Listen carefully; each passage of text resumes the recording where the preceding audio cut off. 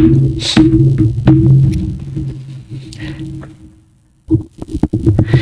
guys, it's 7long Games. Welcome back to the channel, and today we are going to be jumping into Breath of the Wild, kind of taking a new look at this game in 2025. This is the Switch 2 kind of updated version. Has a better frame rate, higher resolution in some cases.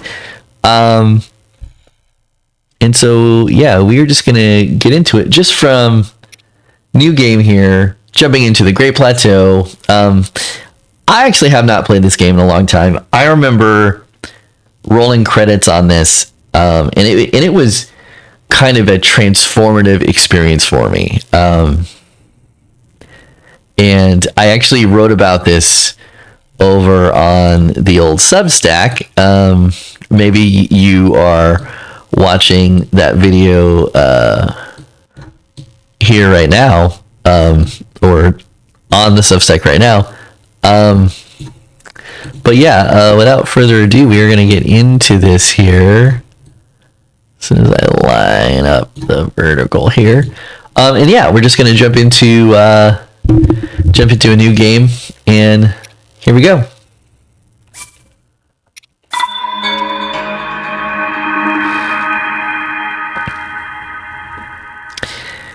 I remember starting this for like the first time and really being impressed. And this is kind of a little thing, but Nintendo games used to start with that little coin drop Nintendo logo. And this, just the way it's presented, is so different.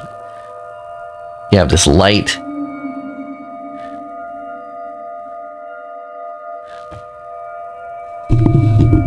Move my microphone down a little bit.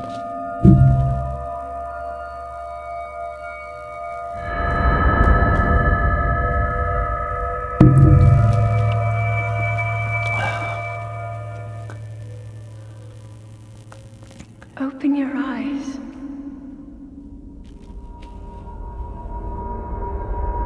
Open your eyes. Wake up, Link.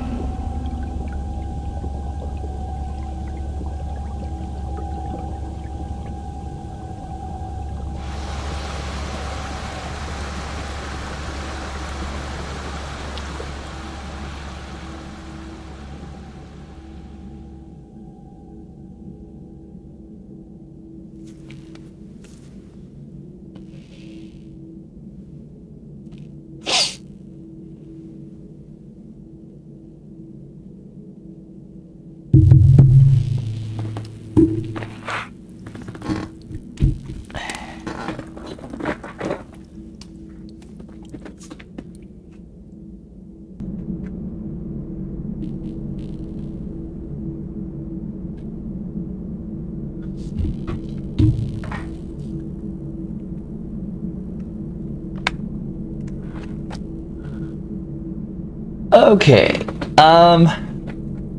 let's go into it here. I just want to make sure something else is connected here. And yeah, looks good to me. Okay, we're gonna close this because I feel like we don't need that right now. Okay. So obviously this is, very beginning of the game. I like how Link flexes, his scrawny ass elf body.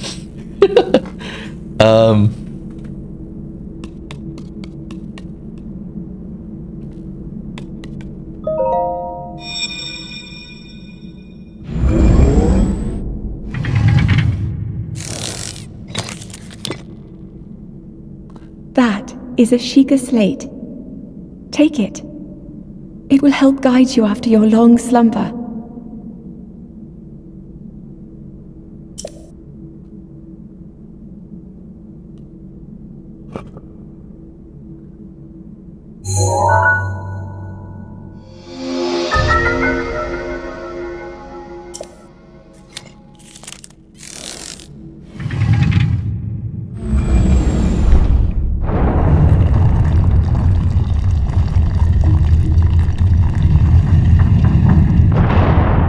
it's so funny how this was such a moment in time, you know, back in, you know, 2017 or whatever this was, getting this launch title for this new hybrid portable system, you know, that was so interesting. Even the Sheikah Slate itself kind of looked like a Switch, and that was intentional, right? But it was such a cool idea, you know?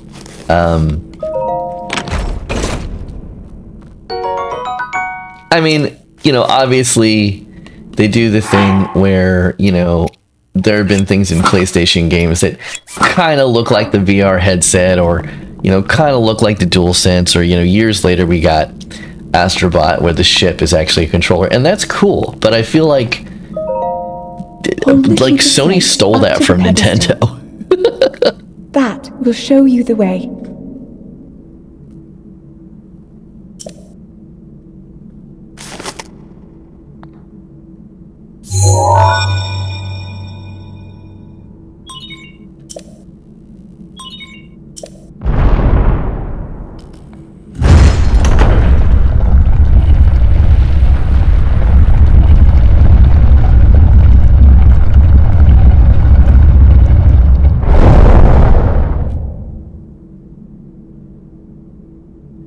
And I remember this moment here. You are the light.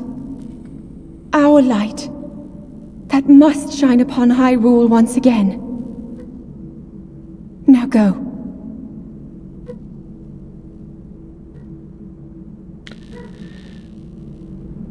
Running out into this field and seeing the crescendo of the music, and kind of realizing for the first time that you were playing an open world 3D Zelda, like a truly open world, not like open world in a bubble or any of that stuff, but this idea that you could go anywhere, you can climb anything, you are free.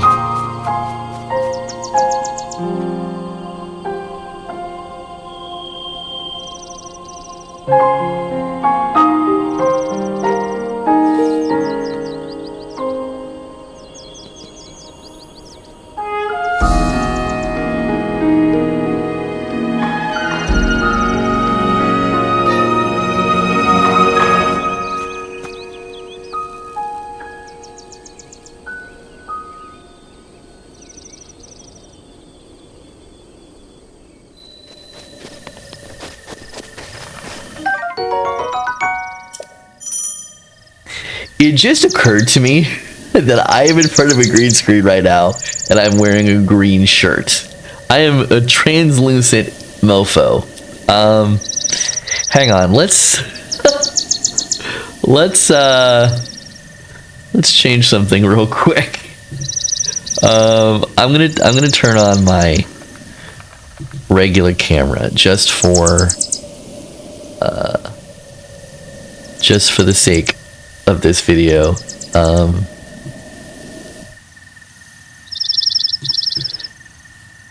And actually what we're gonna do is I'm going to turn off my chroma key filter just for a little while, and I think what I'm gonna do because of this is I'm gonna move my camera up here. I'm gonna make it a little bit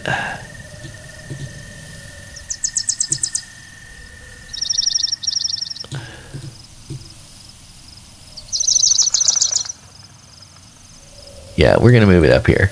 I'll make it a little bit bigger right here, but I'm sure that'll be fine. Do you guys like the camera in the upper? Where's your preferred camera placement when watching games? Okay. I also love the idea that there's stealth. I feel like this is an idea that only really came about in Wind Waker, and they've kind of like explored upon it. Link. Head for the point marked on the map in your Sheikah slate.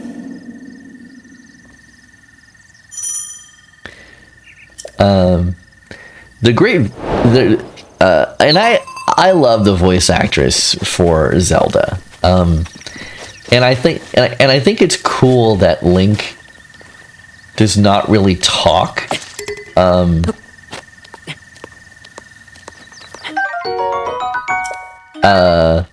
That all of his emotions and whatever they're experienced sort of through us, right? But they are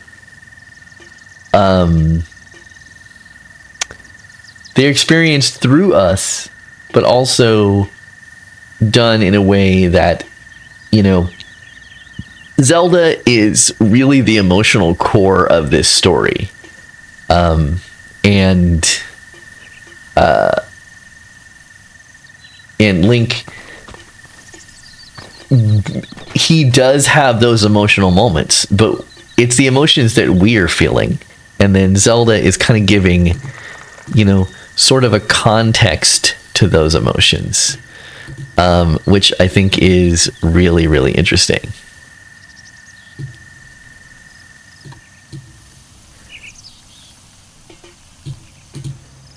Sorry, just adjusting camera ratios here. Okay, let's do this. And actually, I actually kind of like the chroma key thing, so we're gonna move it back. I'm gonna keep it. I'm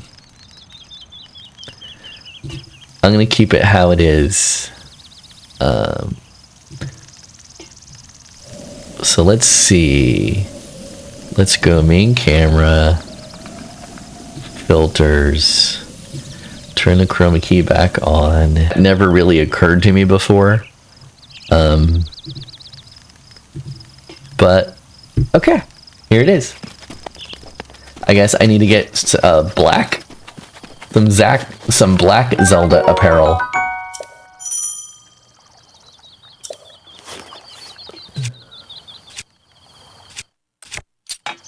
I do love how easy it is to kind of switch weapons. And when they first kind of introduced the idea of how this is essentially like a survival game, right?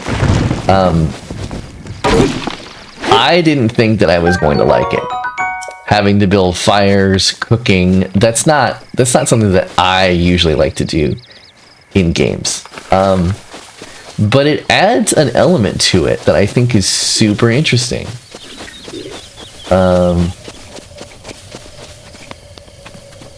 And just for the sake of being somewhat underpowered,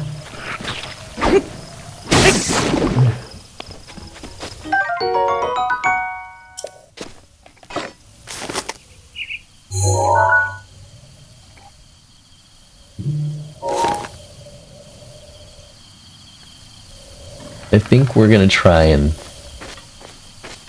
just kind of stealth our way through here. Because, as I said, even the sound design here, where because you have this big axe on your back, it makes like that clunky noise.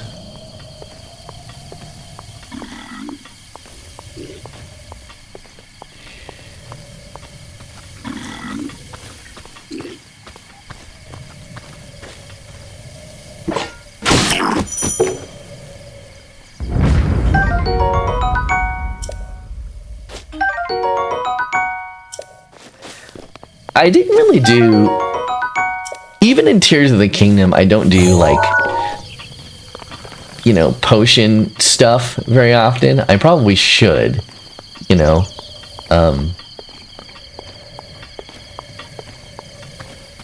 want to see if maybe we can just sneak up on this guy too. Oh!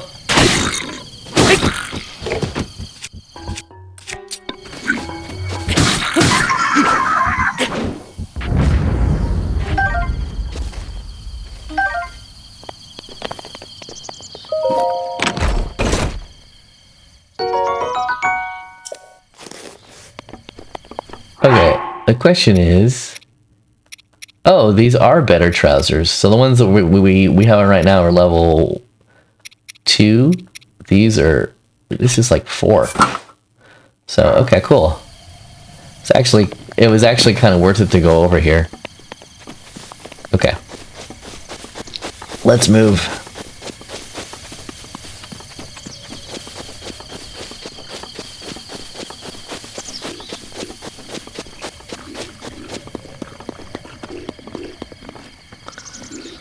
Okay. So, unfortunately, we don't really have the means to set off that bomb right there. Obviously, there are a lot of places that we could go. I love how they have these rock caves sort of just in the middle of nowhere and or you know, just kind of organically in the world, and you know that there's something in there, right? There's something of note that's in there that is almost like worth going after. And I also do like the idea that this world is kind of empty and barren because Link has been, you know, essentially asleep. So...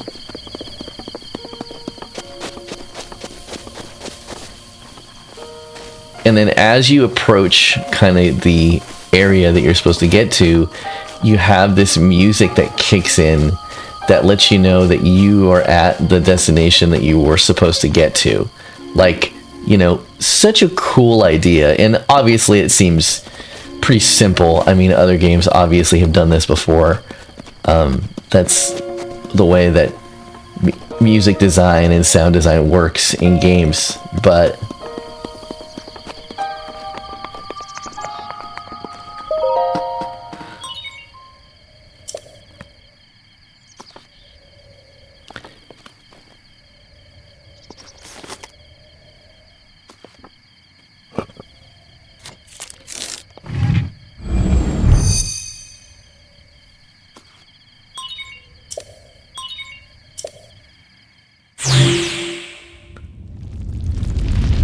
I love that it told you to watch out for falling rocks, you know?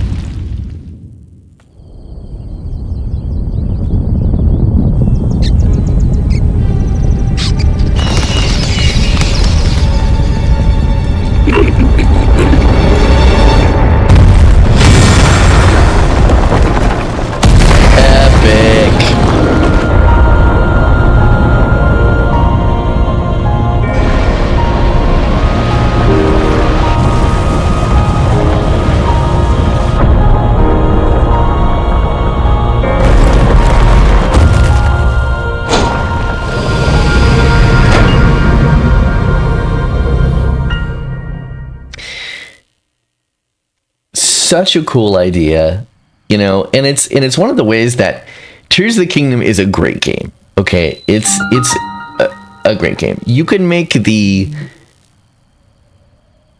maybe you could even make the argument that it's a better game than Breath of the Wild because it's an evolution of everything. But there's still something so awesome about the first time you unlock one of these towers and it burrows out of the ground, and it's the idea that there's this dormant technology that only you can unlock, that only you have the power to unlock, that I really, really like.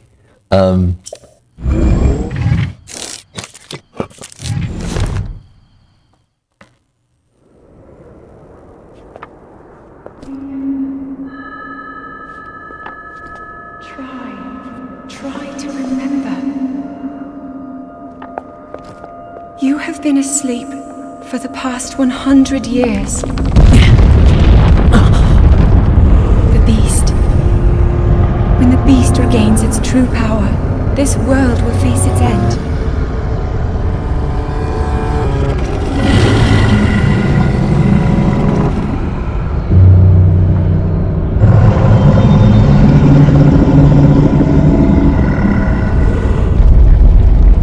Now then, you must hurry, Link. Before it's too late.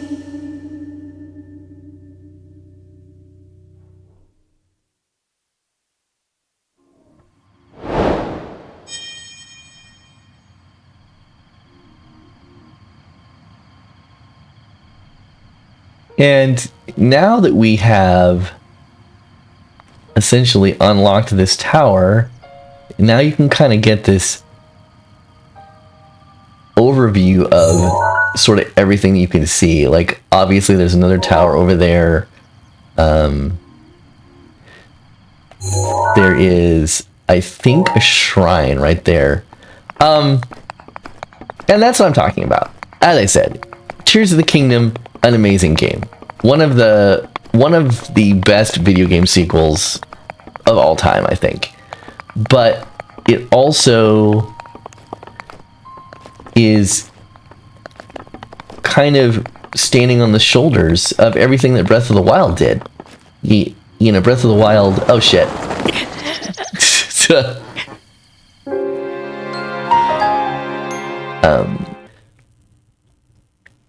Going after Ganon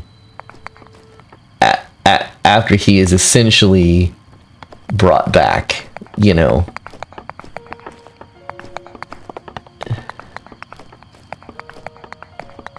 And I think that one of the more interesting things about it is that you essentially are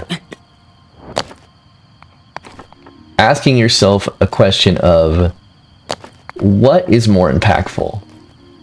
Is it graphics, right? Like, you know, if something is very pretty, that's all well and good.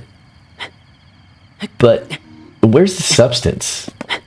Where's the stakes? Where's the emotional resonance? And I feel like sometimes with games like this that do place a greater emphasis on art style than other games do, you allow those elements, those storytelling elements, to breathe, because you're not trying to check a box. You're not trying to say, hey, look at all this cool ray tracing. Look at all of these amazing shadows. Mario Kart World is an amazingly pretty game. Probably the best Mario Kart has ever looked. But how's the gameplay? How fun is it? All right.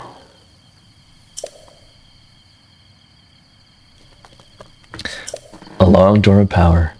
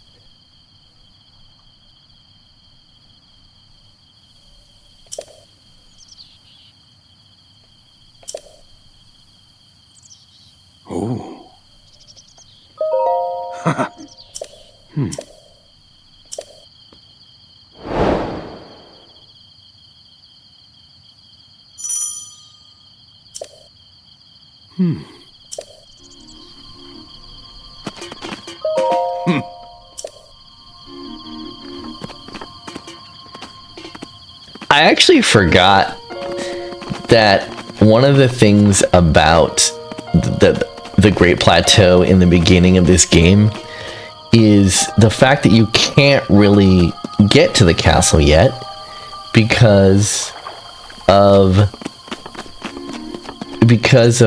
you know, you need the glider.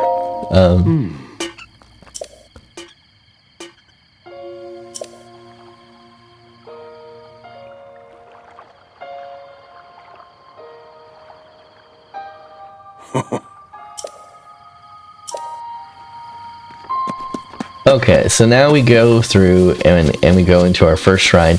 And this tutorial is very similar to what you are going to end up doing in Tears of the Kingdom. Going around to a certain number of shrines, unlocking a certain thing.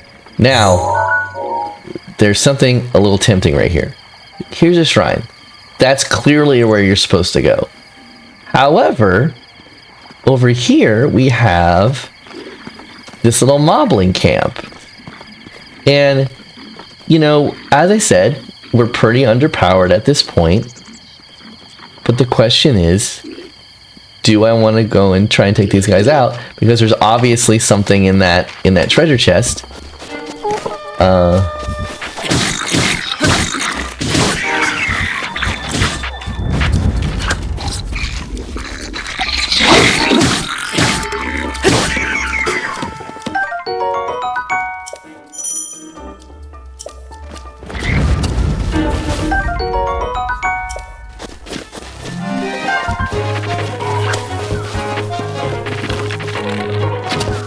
Oh, we lost our arrow.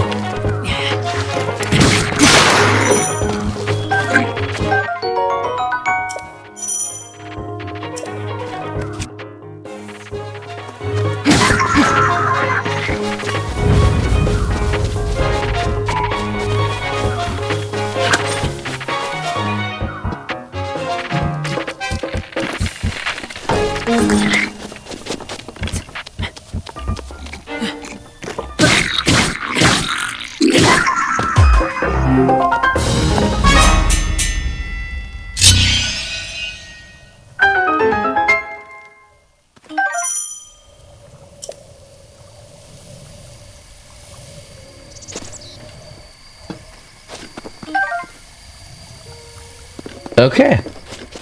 So, by going off the beaten path, even though it wasn't part of our main objective, now we have a bow and arrow.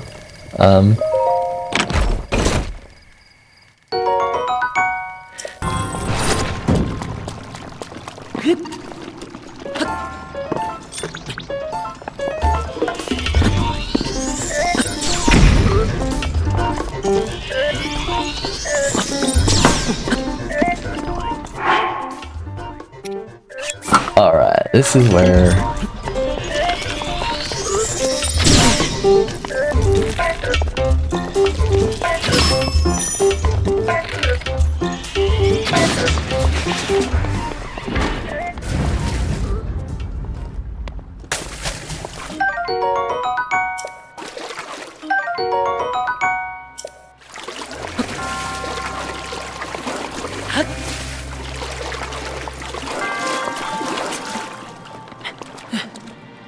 Okay.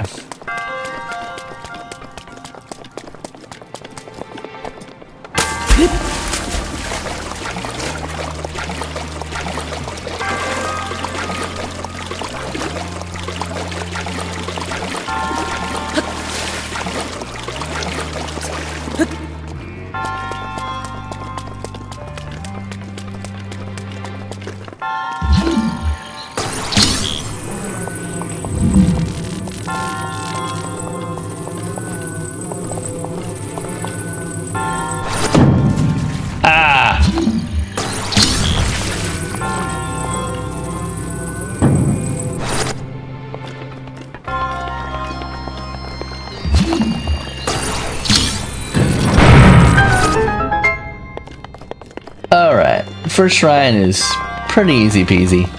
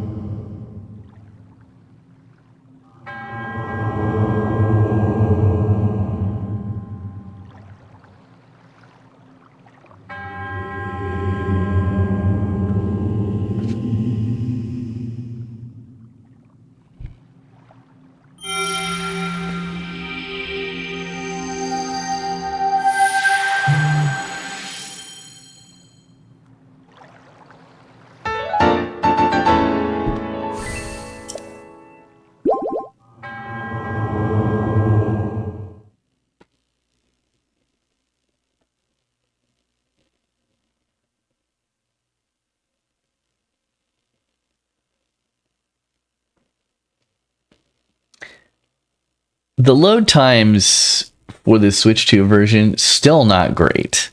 Of Breath of the Wild. I feel like it's greatly improved into Enters the Kingdom, but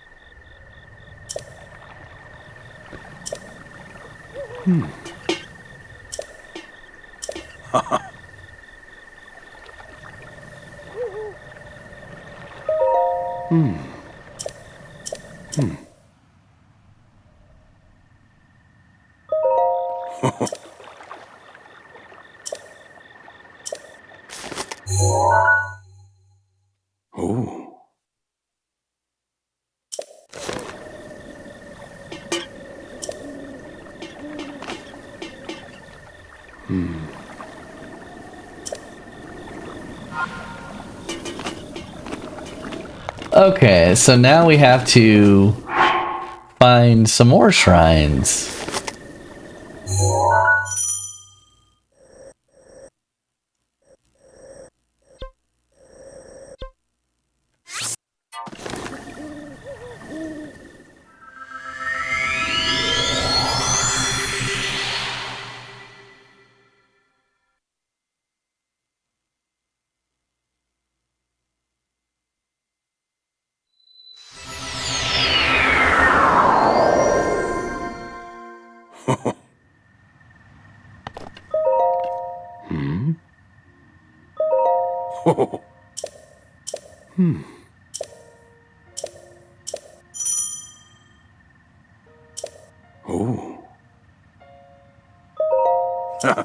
All right.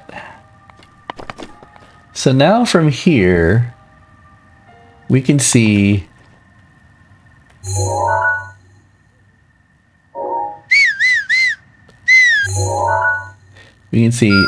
two more shrines and one more tower.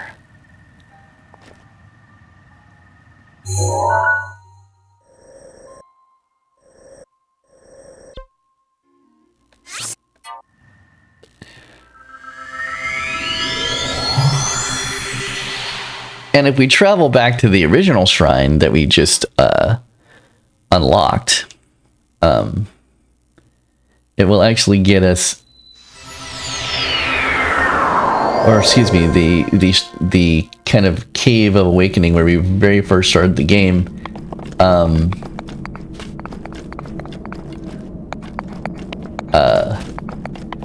We can get a little bit closer. I actually wanted to see if there was something in here that I could interact with. Okay.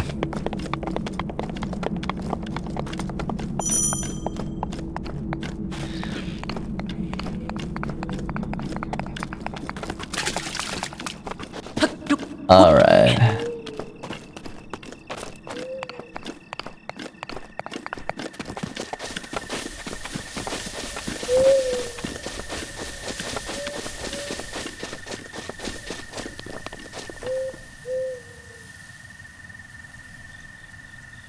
Okay.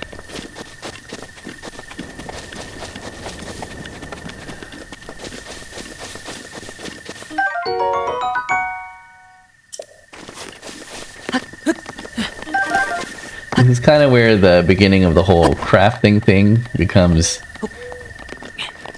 you know, the cooking thing becomes a lot more useful. Okay. There's the first shrine, or excuse me, the second shrine and the next tower.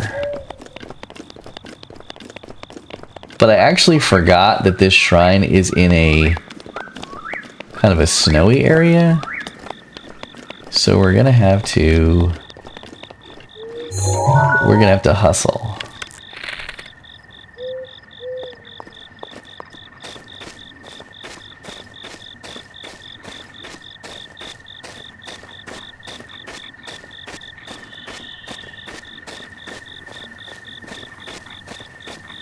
gonna sneak up on these guys here.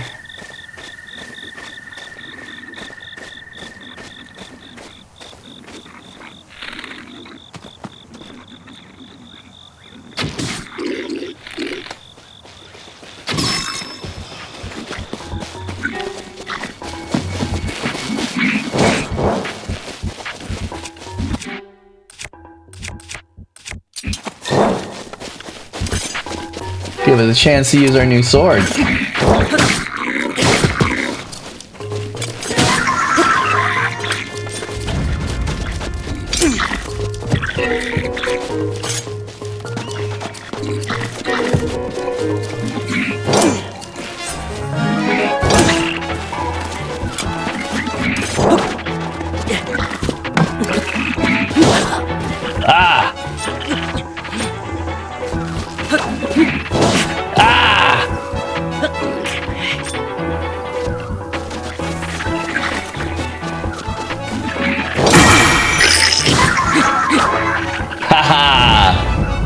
Parry's always nice.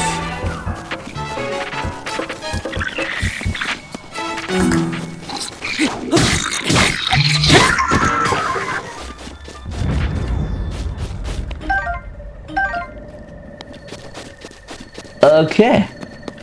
Now we're gonna grab this.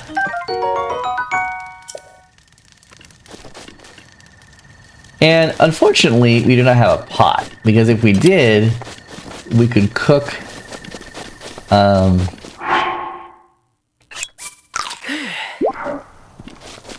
some food, but we don't. So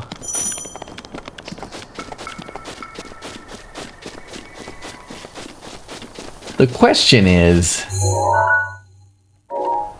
should we go to that one first, or should we go to this other one first?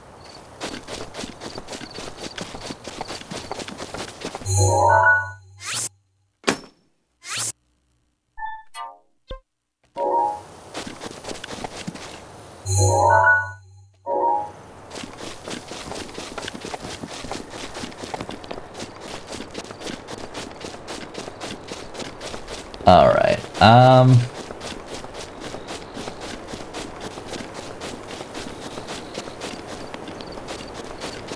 The question is, are we even gonna be able to get over there? Is the question.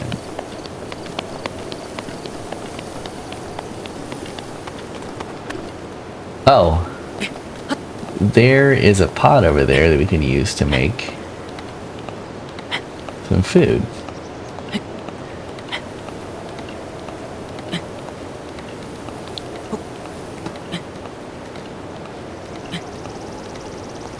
Up we go.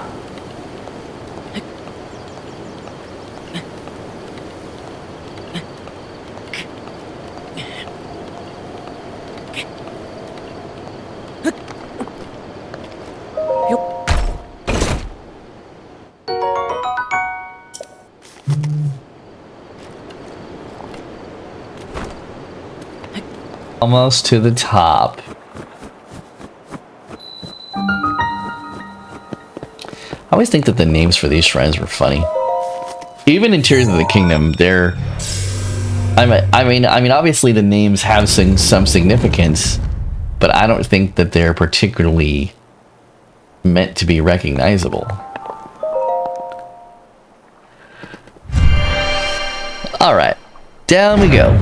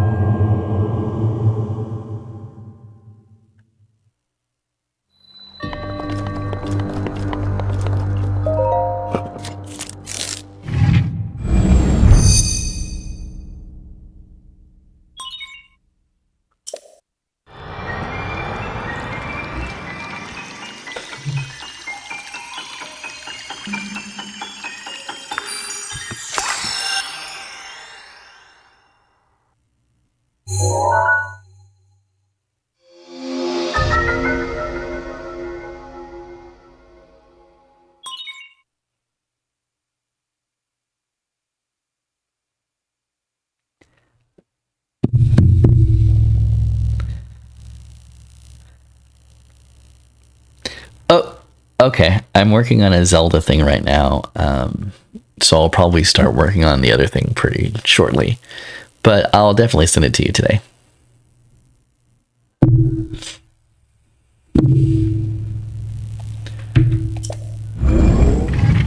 So, really interesting, the different powers that you get in this first game. Obviously, we have... This is kind of an evolution of a lot of the things that you can do in Tears of the Kingdom. But I think that the ice pillar thing was actually really clever.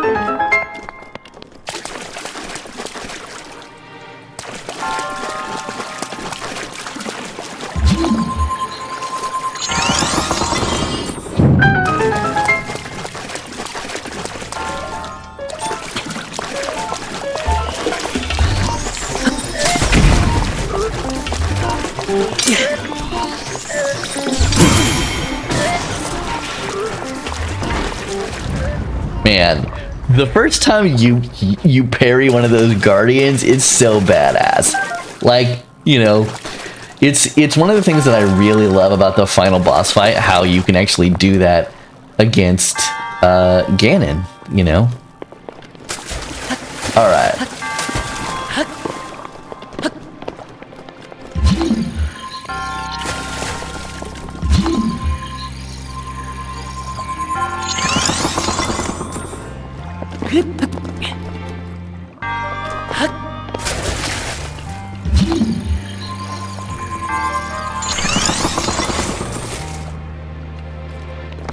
Even the fact that you can do ice pillars underneath platforms and then it will then push the platform up. So cool.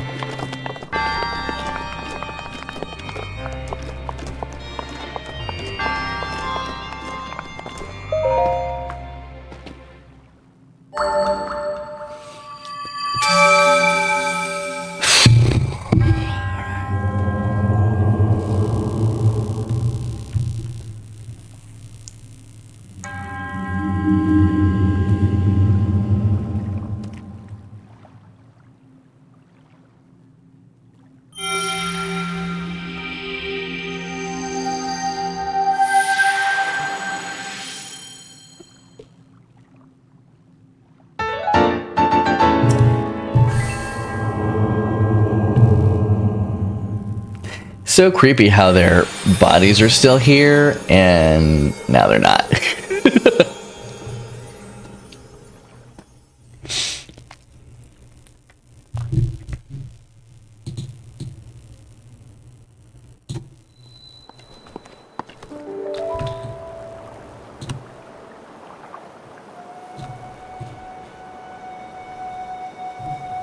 I'm gonna put it up here. I feel like it's a little bit less invasive. Okay, so 2 down. Excuse me, 1 to go.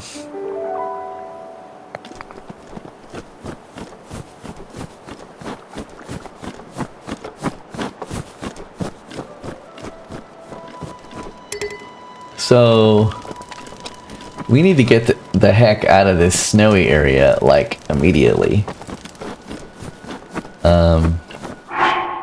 But fortunately, due to our ability to teleport, we can just fast travel out of here.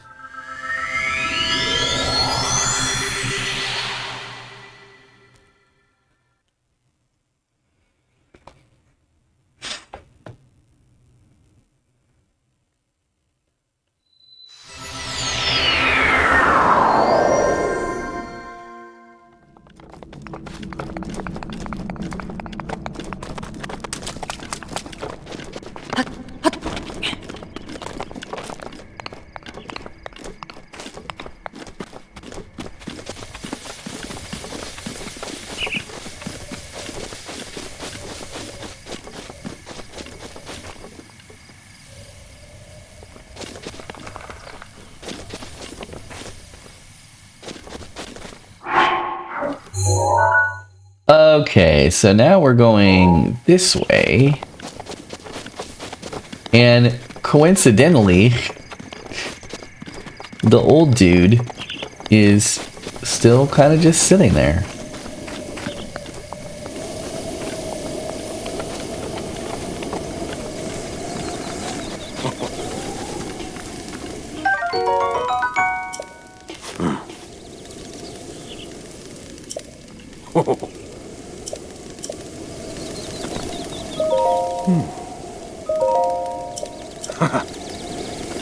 Okay, so once again, you can sit by the fire to make time pass, if you really want to.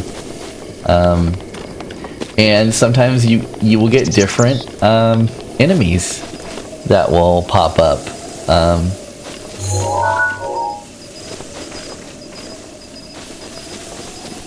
This is the camp that we were at before, where we had the peppers.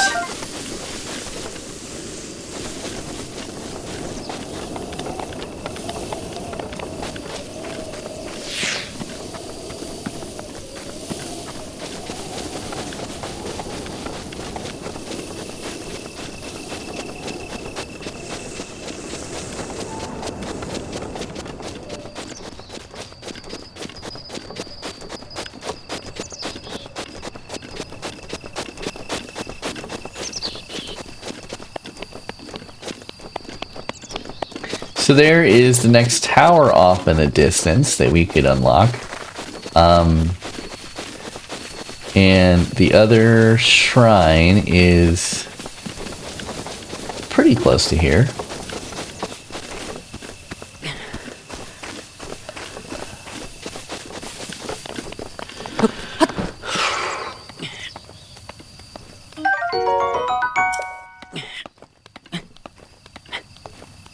Okay, as you can see, it is at the top of that ridge right there.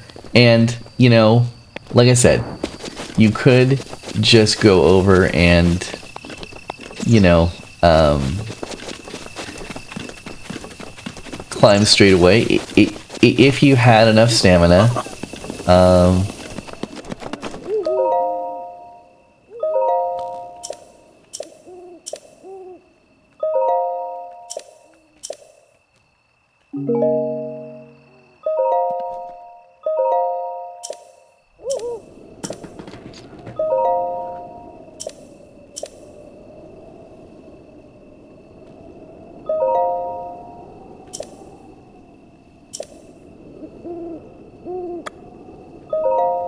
Let's see, bringing comfort is cooking. I call it spicy meat and seafood try. Traveling, let's see.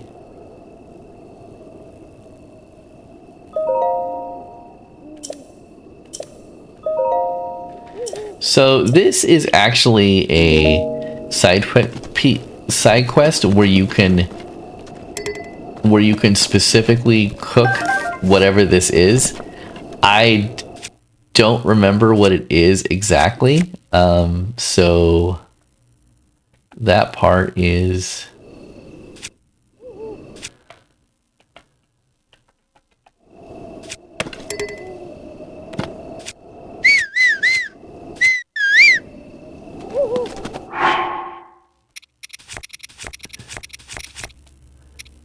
the inventory management in this is not great.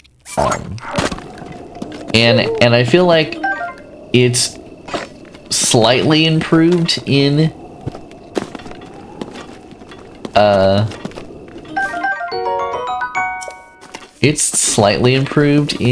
Tears of the Kingdom, but not by a lot.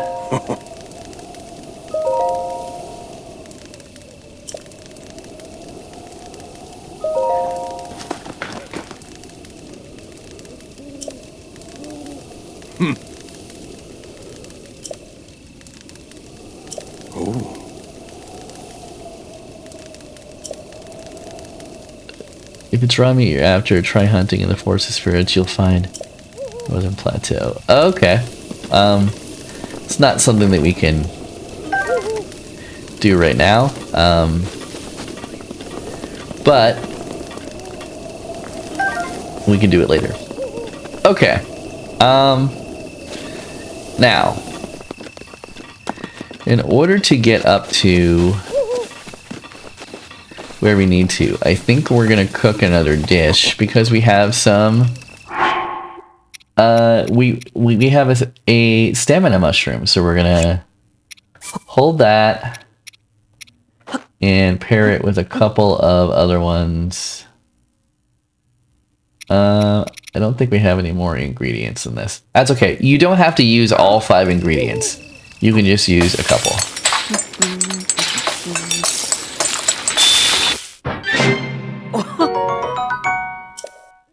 So it will refill some of your stamina.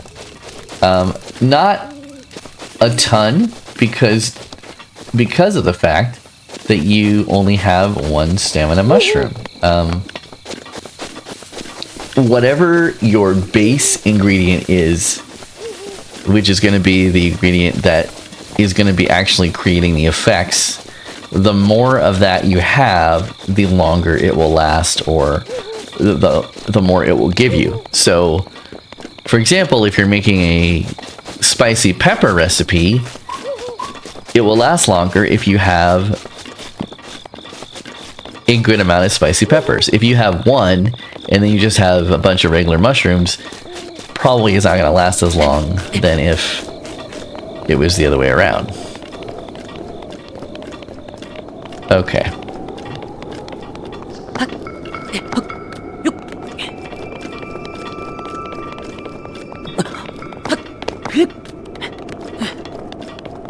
So now we're getting back into snowy territory again. So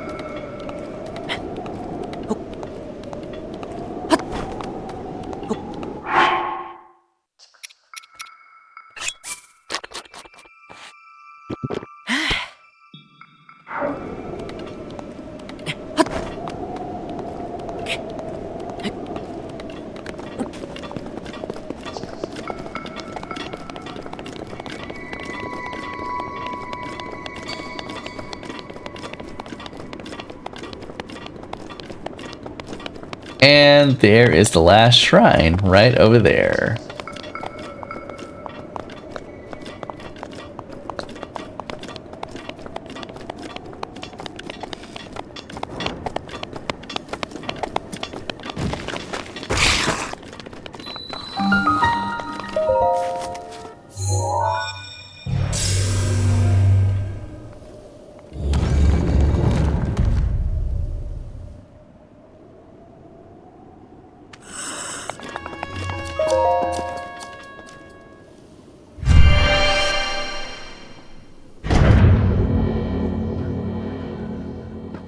All right, last shrine. Here we go.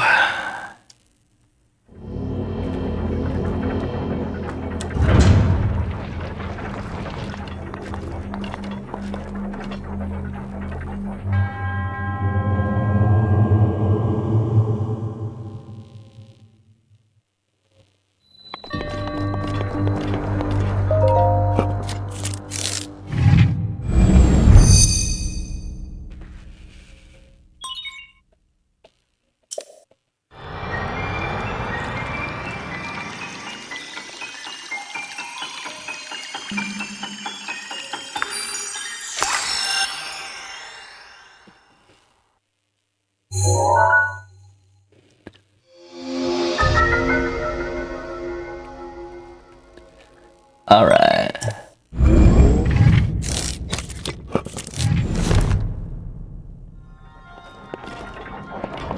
Okay. So this one is for stopping time.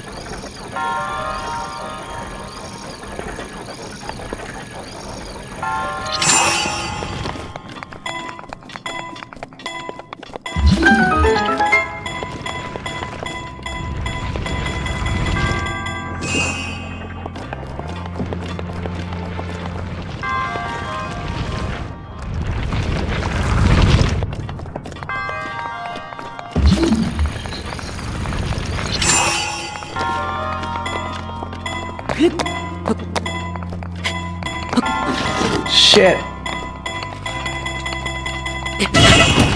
Ah! We got squished. That's okay.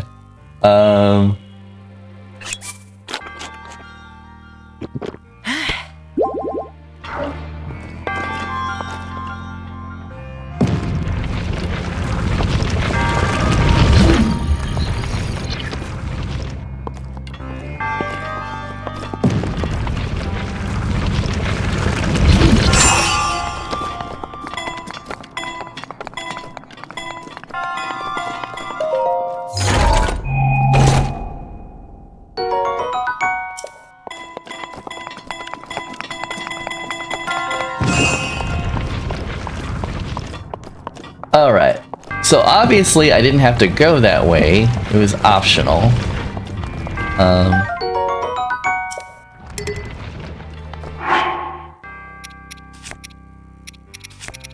We're going to need the sledgehammer.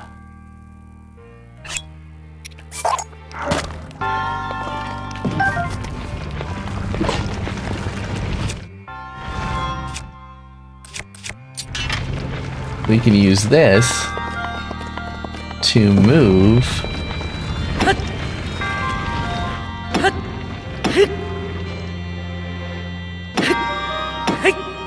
I wonder if I can just push it. I actually don't remember how to do this. Oh, you know what? I think I do remember.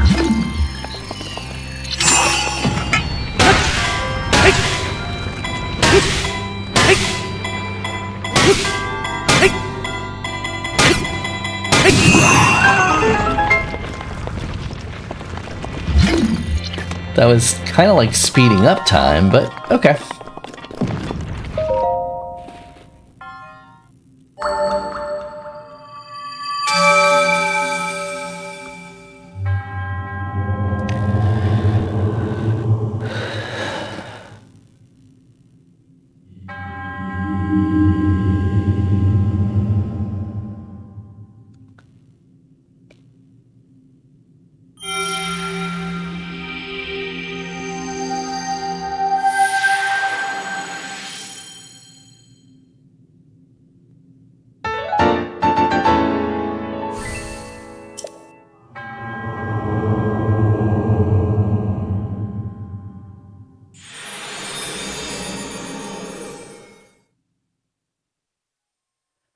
Okay.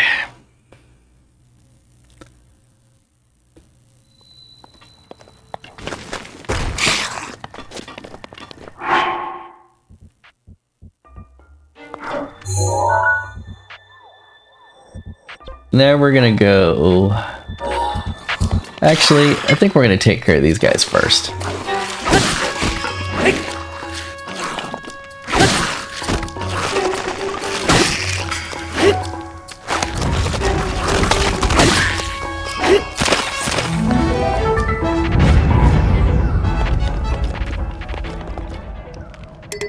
I can't carry any more melee weapons. Okay.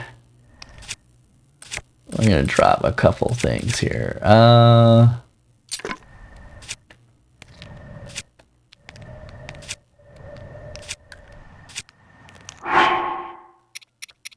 Okay, we're gonna... I want to keep a torch, just in case. We can drop a couple of these, though.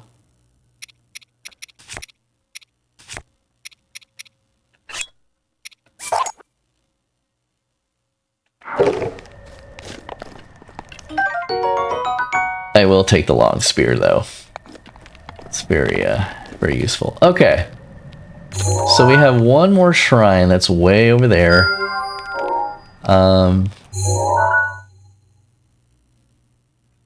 So let's go this way.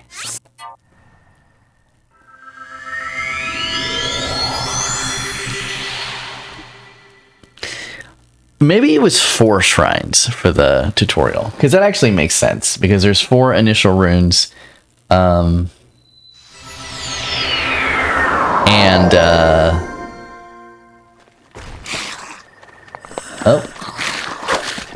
Okay.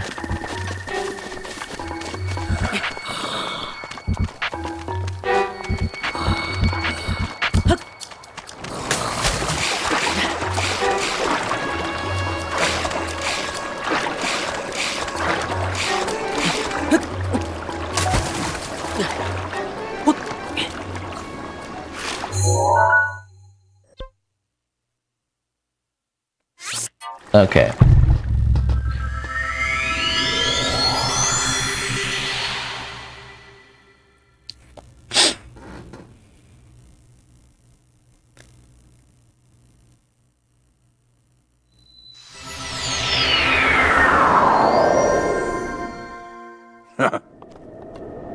Yep, there is one more. So it's like I said, it's all the way over there.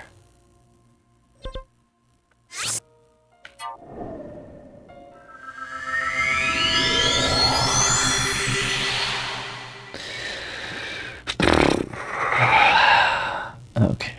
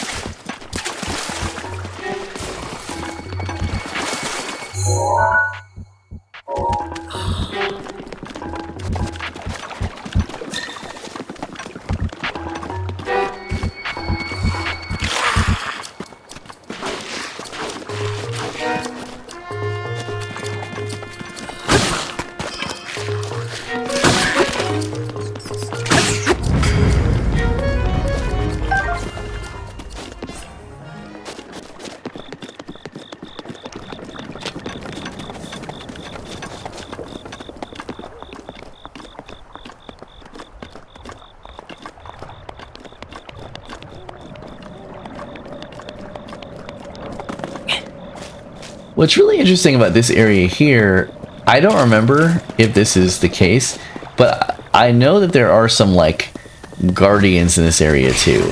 Like, you know, ones that you definitely,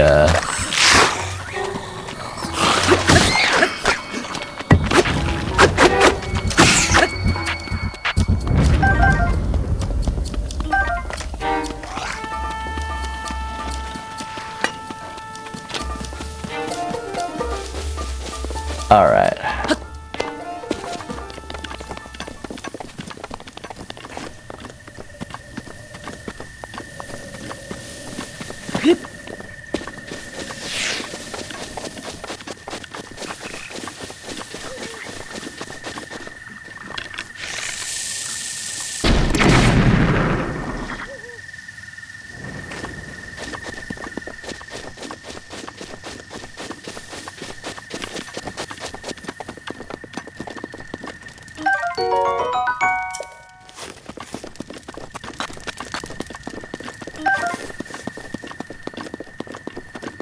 There is definitely something inside that cave.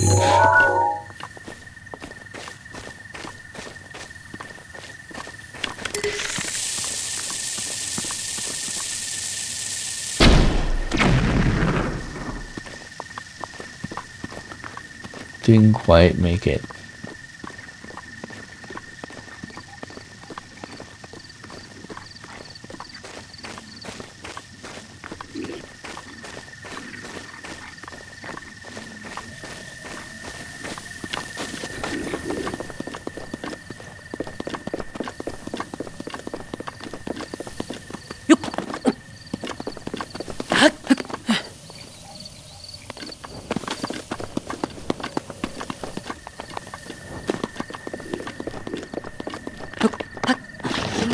Let's see if we can get a strategic angle on this.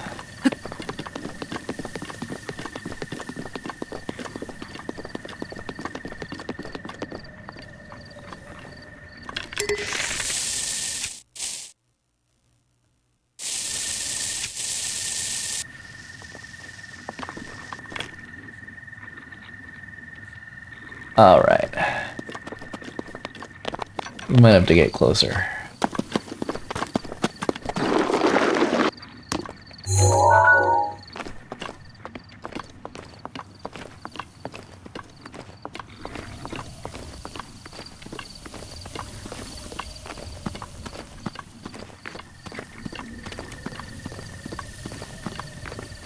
So far, he hasn't seen me.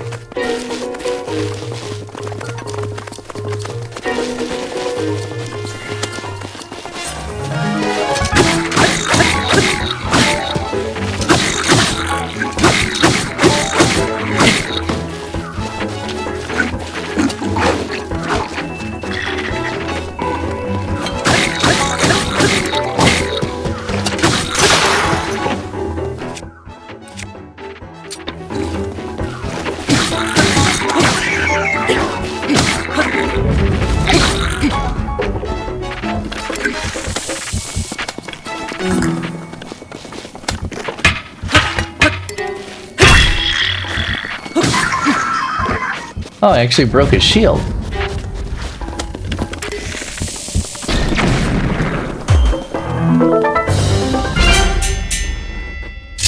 Boom! Ha! Got it.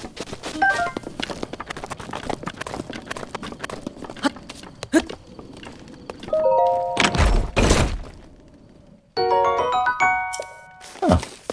More fire arrows. Useful. Okay. Alright. So that was an unnecessary but fun detour.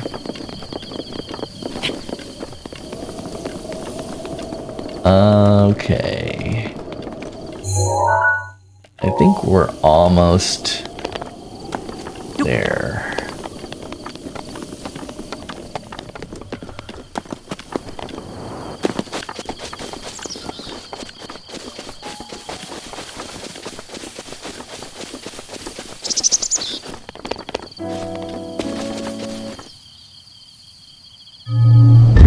Oh, remember when I was like, oh, there's guardians in this area?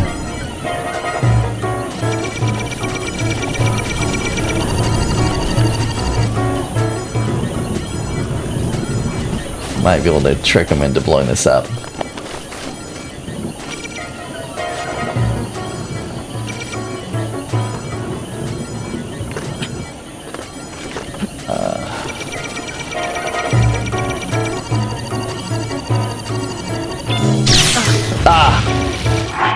I need another shield.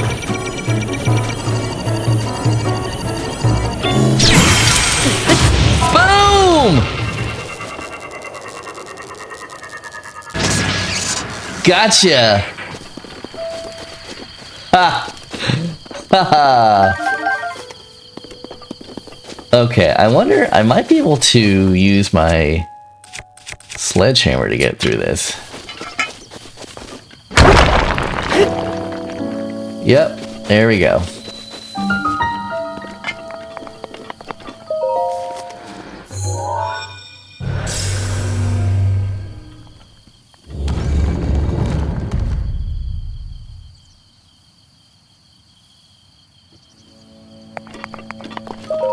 All right, down we go.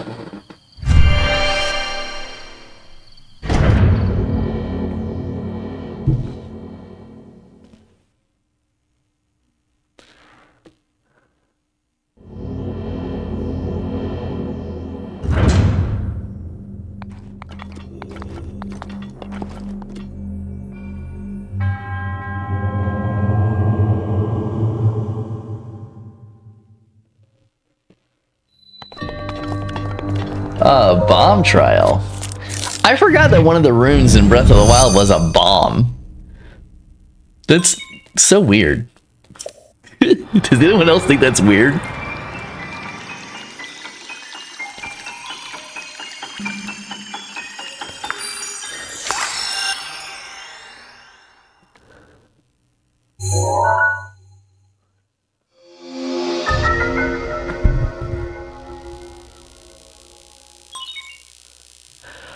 Oh man, I thought I was recording vertical this whole time. I was not. That's okay. I guess we'll have to do some creative we'll have to do some creative edits. That's fine.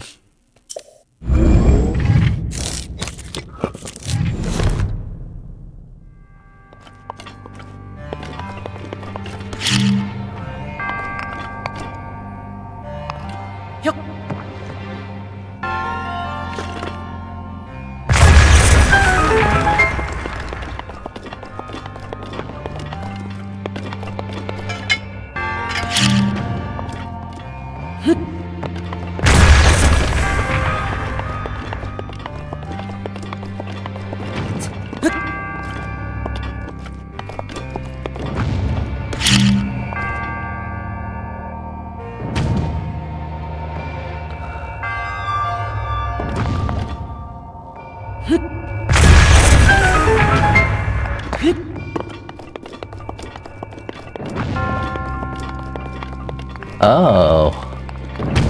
I actually forgot about this part.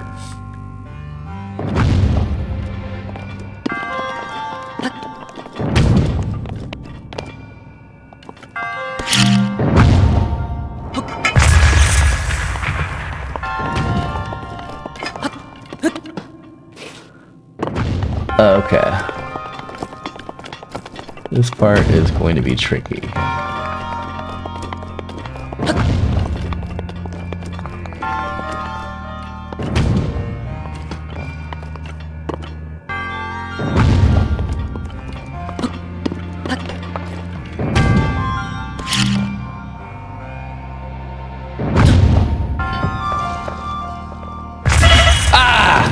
I forgot my own bombs hurt me.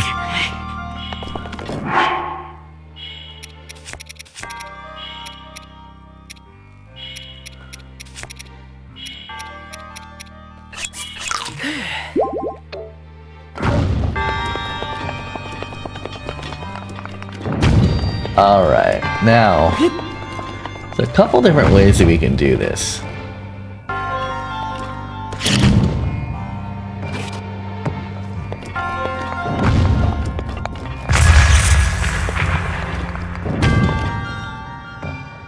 Okay.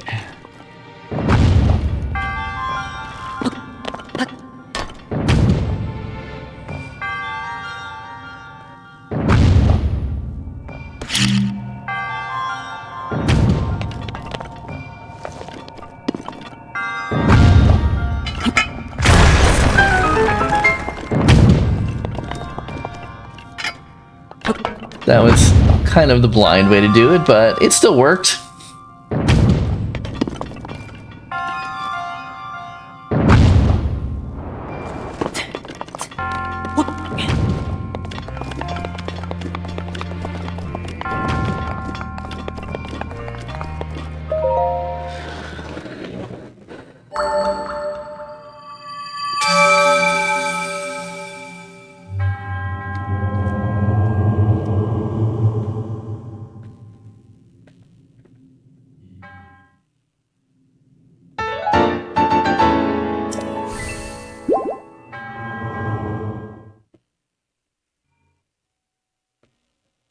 All right.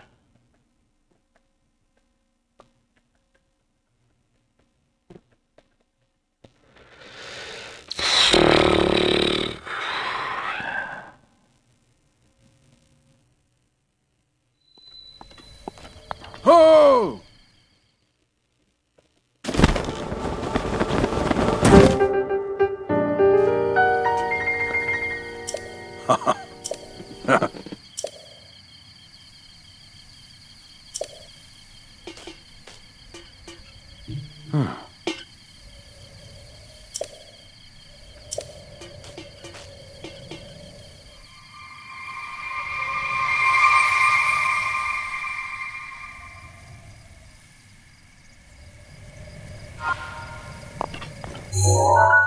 Okay.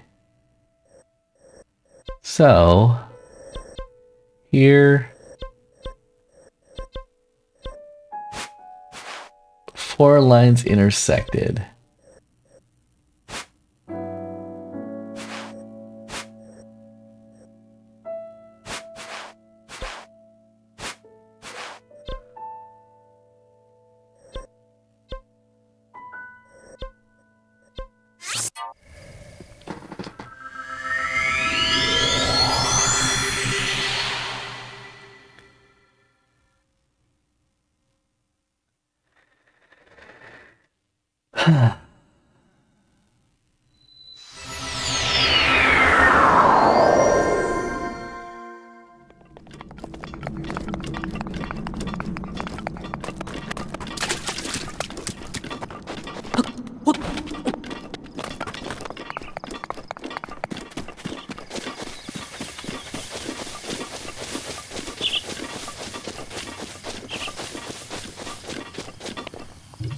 Okay. Pretty sure where we're going is the old Temple of Time.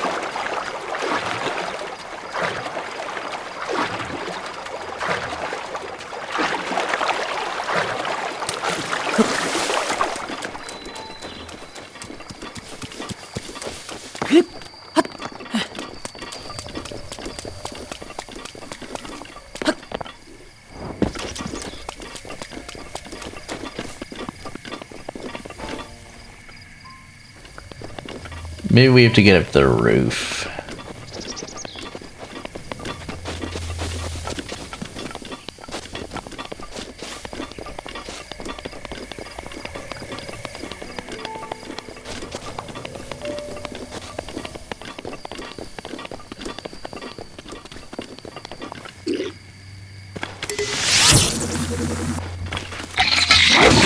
Ah, you fucker!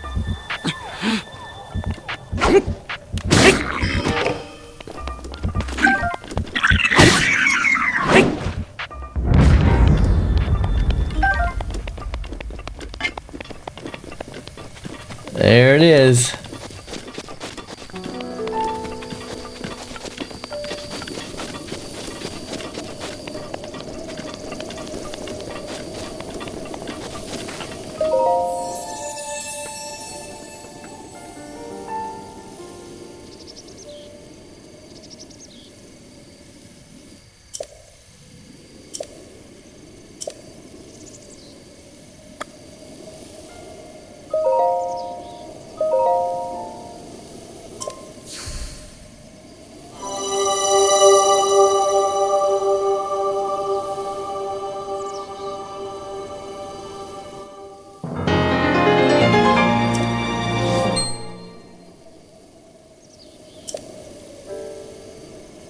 Ho!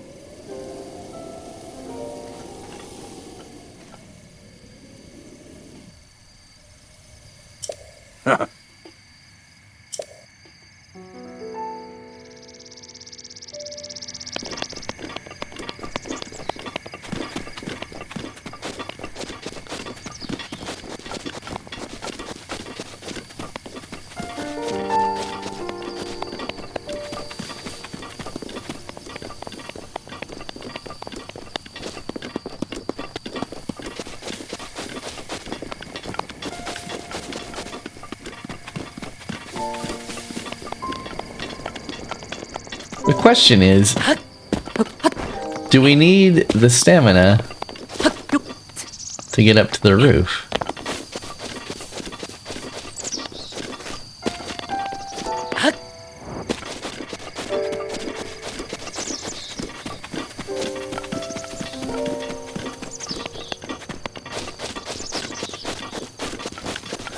How are we getting up there?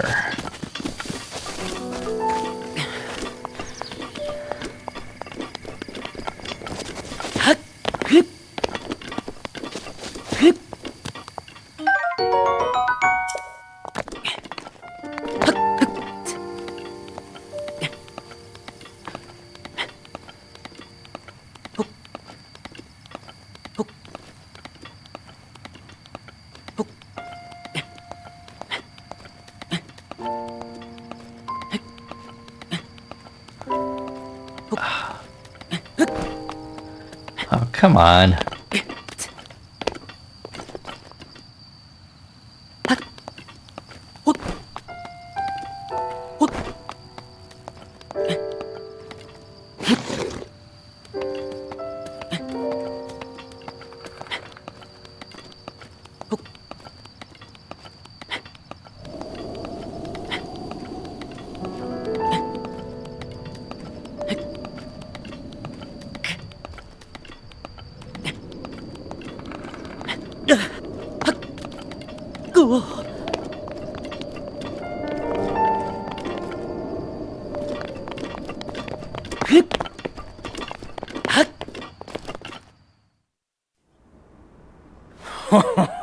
Well done there, young one.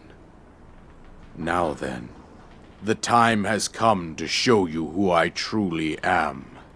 I was King Rhombospheramus Hyrule. That's a mouthful. I was the last leader of Hyrule. A kingdom which no longer exists.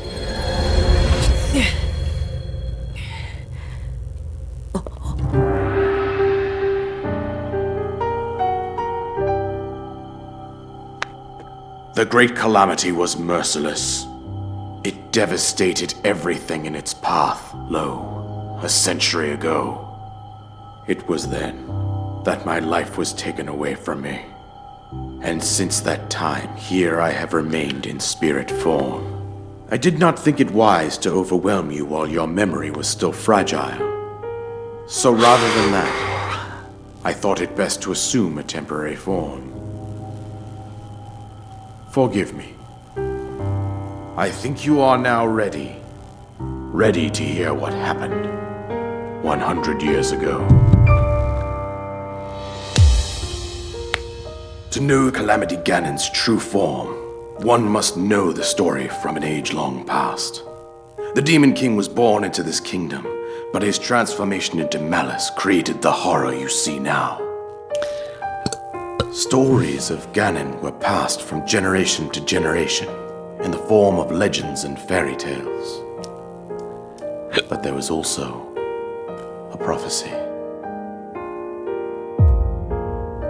The signs of a resurrection of Calamity Ganon are clear, and the power to oppose it lies dormant beneath the ground. We decided to heed the prophecy and began excavating large areas of land. It wasn't long before we discovered several ancient relics made by the hands of our distant ancestors. These relics, the divine beasts, were giant machines piloted by warriors. We also found the Guardians, an army of mechanical soldiers who fought autonomously. This coincided with ancient legends, oft repeated throughout our land. We also learned of a princess with a sacred power, and her appointed knight, chosen by the sword that seals the darkness. It was they who sealed Ganon away using the power of these ancient relics. 100 years ago, there was a princess set to inherit a sacred power and a skilled knight at her side. It was clear that we must follow our ancestors' path. We selected 4 skilled individuals from across Hyrule and tasked them with the duty of piloting the divine beasts. With the princess as their commander, we dubbed these pilots champions, a name that would solidify their unique bond. The princess, her appointed knight, and the rest of the champions were on the brink of sealing away Ganon. But nay. Ganon was cunning, and he responded with a plan beyond our imagining.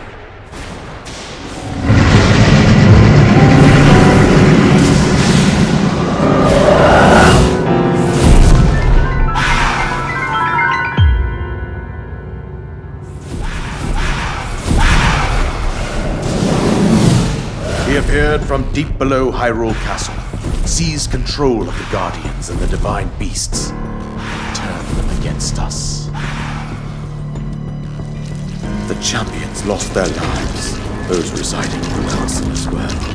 The appointed knight, gravely wounded, collapsed while defending the princess. And thus, the kingdom of Hyrule was devastated absolutely by Calamity Ganon. However, the princess survived to face Ganon alone. Link, you are our final hope. The fate of Hyrule rests with you.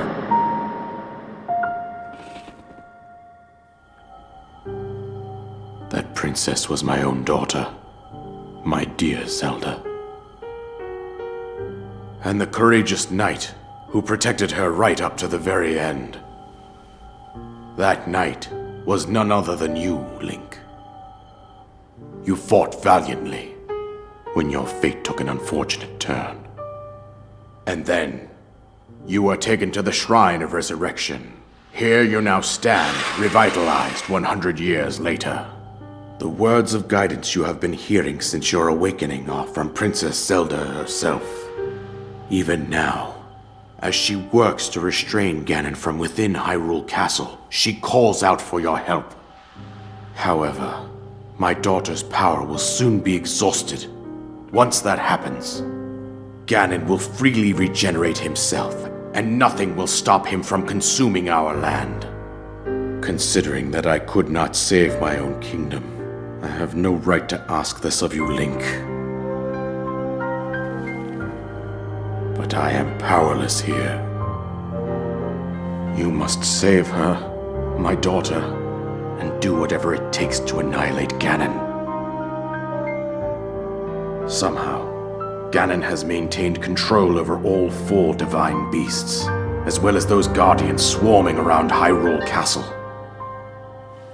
I believe it would be quite reckless for you to head directly to the castle at this point.